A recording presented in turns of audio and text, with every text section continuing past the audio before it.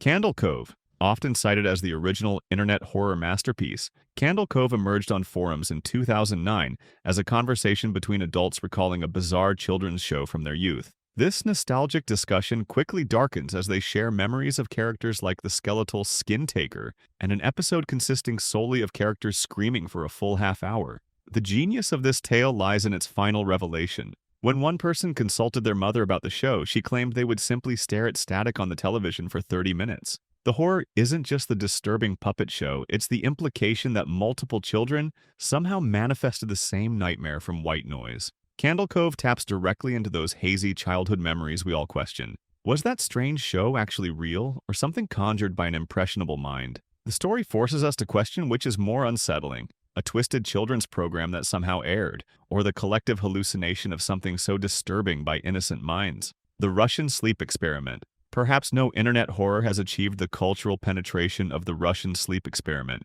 a tale masquerading as a declassified Cold War experiment. The premise feels almost plausible. Soviet researchers kept 5 political prisoners awake for 15 days, using an experimental stimulant gas while monitoring them through sealed glass chambers. The narrative builds its terror methodically. The initial monitoring phase gives way to escalating paranoia by day 5. By the 9th day, subjects become violent. The true horror emerges on day 14, when researchers discover the prisoners have engaged in self-mutilation, consuming their own flesh while begging to remain in the experiment. The story culminates with a surviving test subject claiming the gas revealed something monstrous that lurks within all humans, only kept at bay by sleep. "We are you," the subject warns, suggesting this darkness exists in everyone. Despite its fictional nature, including the grotesque image commonly associated with it, which is merely a Halloween prop, the clinical presentation and historical framing give this story unsettling credibility. It continues to disturb readers by suggesting the most frightening monsters may be hidden within ourselves, revealed only when our most basic needs are denied. Abandoned by Disney, internet horror frequently corrupts innocence, and few tales demonstrate this better than Abandoned by Disney. This story chronicles a photographer's exploration of Mowgli's Palace, a supposedly forgotten Disney resort in North Carolina, a detail that should immediately raise suspicion given Disney's preference for tropical climates. As our protagonist ventures deeper into the decaying complex, they encounter pristine mascot costumes untouched by the surrounding decay. The narrative builds to a chilling encounter in a hidden preparation room, where a Mickey Mouse costume impossibly animates itself. "Want to see my head come off?" the costume asks before revealing a void dripping yellow liquid and uttering the haunting line, "Now we're all happy in here. Now we're all dead in here." The lasting impression of this story stems from its corruption of something universally recognized as wholesome. By transforming Disney, symbol of childhood joy, into something sinister, the author taps into our discomfort with the idea that nothing remains pure. This creepypasta launched an entire subgenre focused on evil lurking behind corporate facades, proving particularly effective at turning familiar comfort into unfamiliar dread. The Expressionless. Brief yet unforgettable, The Expressionless delivers concentrated horror through its stark imagery. The story opens in June 1972 with a blood-covered woman entering a hospital wearing a featureless mannequin mask and white gown. Despite having the physical form of a mannequin, she moves with human fluidity, a dead kitten hanging from her mouth. The horror intensifies when medical staff finally approach. She drops the drained kitten, revealing razor-sharp, blood-coated teeth. Asked about her identity, she responds with chilling simplicity, "I am God." She then slaughters everyone except one doctor, promising him, "I'll see you again." This story's brevity becomes its strength. By offering minimal explanation for this entity's nature or purpose, our imagination fills the void with possibilities more terrifying than anything explicitly stated. The stark imagery, the featureless mask, the blood-drained kitten, the promise of return, lingers long after reading, demonstrating how restraint can create more profound fear than elaborate explanation.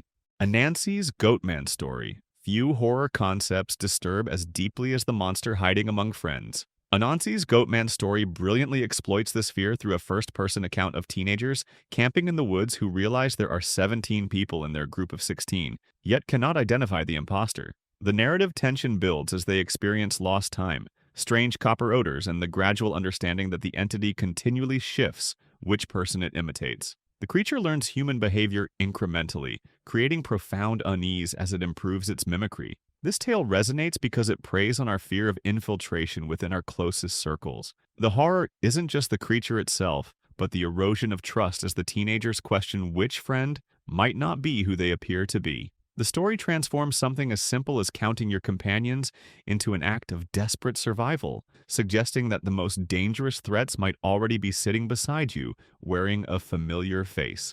Normal porn for normal people. Digital exploration takes a disturbing turn in this tale of internet rabbit holes gone wrong. The story begins innocuously with an anonymous email linking to normalpornfornormalpeople.com, a site claiming to restore normalcy to our view of sex. What follows is a descent through seemingly random links leading to increasingly disturbing videos. While initially showing mundane content, the films gradually reveal darker elements, culminating in the infamous useless.avie, allegedly depicting a woman's fatal encounter with a chimpanzee. Other videos feature people performing ordinary tasks under clear duress, creating profound discomfort without explicit content. This creepypasta succeeds by exploiting our ambivalent relationship with curiosity. The protagonist knows they should stop clicking but continues, despite mounting dread, mirroring our own internet behavior. The story transforms an everyday action, following links, into a potential gateway to witnessing true horror, suggesting that digital exploration carries genuine risk. It reminds us that in the internet's darkest corners, some things once seen cannot be unseen. NOEND House. Structured as the ultimate nightmarish challenge, NOEND House chronicles David's attempt to navigate a haunted attraction with 9 increasingly terrifying rooms for a $500 prize. The brilliance of this narrative lies in its evolution from physical to psychological horror.